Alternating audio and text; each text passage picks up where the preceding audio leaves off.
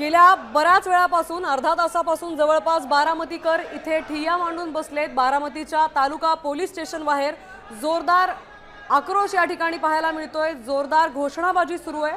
तर सर्वांचीच एकच मागणी आहे की एफआयआर दाखल करून घेतला पाहिजे। अजितदादांवर जो अन्याय झालाय तो इथे त्याच्यावर कारवाई करण्यात आली पाहिजे। तर काल मुंबईमध्ये रोहित पवारांनी एफआयआर दाखल करून घेण्याचा प्रयत्न केला होता, मात्र तो अपयशी ठरल्याने आज ते बारामतीत दाखल करायला आलेत एफआयआर। तर आज एफआयआर दाखल करून घेतला जाणार का बारामतीत हे बघणं महत्त्वाचं ठरणार आहे। डीजीसीएच्या कालच्या अहवालानंतर व्हीएसआर कंपनीवर 5 विमानांवर कारवाई करण्याचे निर्देश डीजीसीएने दिले होते। तर त्या अहवालानंतरच रोहित पवार काल मरीन लाईन्स या पोलीस स्टेशनला दाखल झाले होते। तिथे एफआयआर दाखल करून घेण्यासाठी त्यांनी पूर्ण प्रक्रिया त्या ठिकाणी सुरू केली असता वरिष्ठ अधिकाऱ्यांनी थांबवल्याने एफआयआर दाखल करून घेतला नव्हता, मात्र लेखी तक्रार त्या ठिकाणी मान्य केली गेली होती। तर एफआयआर साठी 48 तासांची मुदत काल मागितली गेली होती, मात्र यानंतरच रोहित पवार आज बारामतीत एफआयआर तक्रार दाखल करण्यासाठी आले। रोहित पवार यांच्या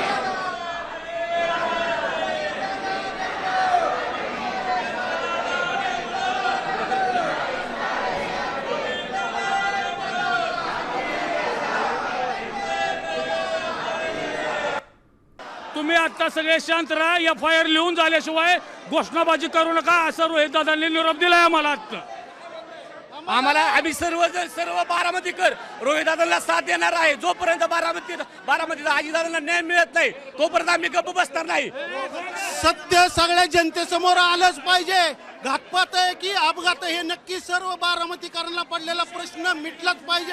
एफआयआर आज दाखल होत नाही तोपर्यंत आम्ही या ठिकाणावरून हलणार नाही, ही आमची सर्व बारामतीकरांची प्रामाणिक भूमिका आहे। दादांना न्याय मिळण्यासाठी आम्ही सगळे रिक्षा बांधव रिक्षा बंद ठेवून दादाचे घात आहे का अपघात आहे याचा न्याय व्हायला पाहिजे व गृहमंत्र्यांनी राजीनामा दिला पाहिजे।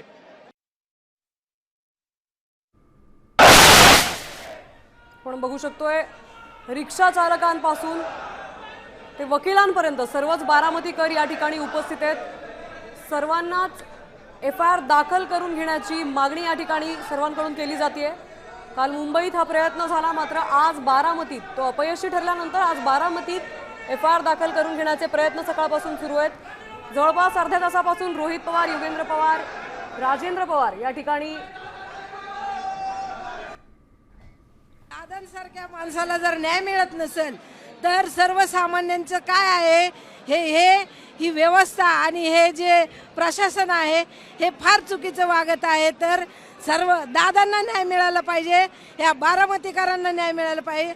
दादा हे आमच्या कुटुंबातली व्यक्ती आहे, हे कुटुंब आहे आमचं आणि आमच्या कुटुंबाला आम्हाला न्याय मिळालाच पाहिजे। दादांचा हा घातपात आहे। वादळापूर्वीची शांतता भंग पावलेली आहे। हे आता सरकारला गोडीत सांगून 2 दिवस कमी 1 महिना होत आलाय। सरकारला जर त्यांच्या पद्धतीनं जर काय करता येत नसेल तर कुठं काय होईल आणि काय परिणाम होतील त्याला जबाबदार बारामतीकर राहणार नाहीत। सही करतात दादांना न्याय मिळालाच पाहिजे, गृहमंत्र्यांची खुर्ची खाली झालीच पाहिजे। गृहमंत्र्यांच्या राजीनाम्यासाठी आम्ही सही करत आहोत। दादांना न्याय मिळालाच पाहिजे यासाठी आम्ही सह्या करत आहोत।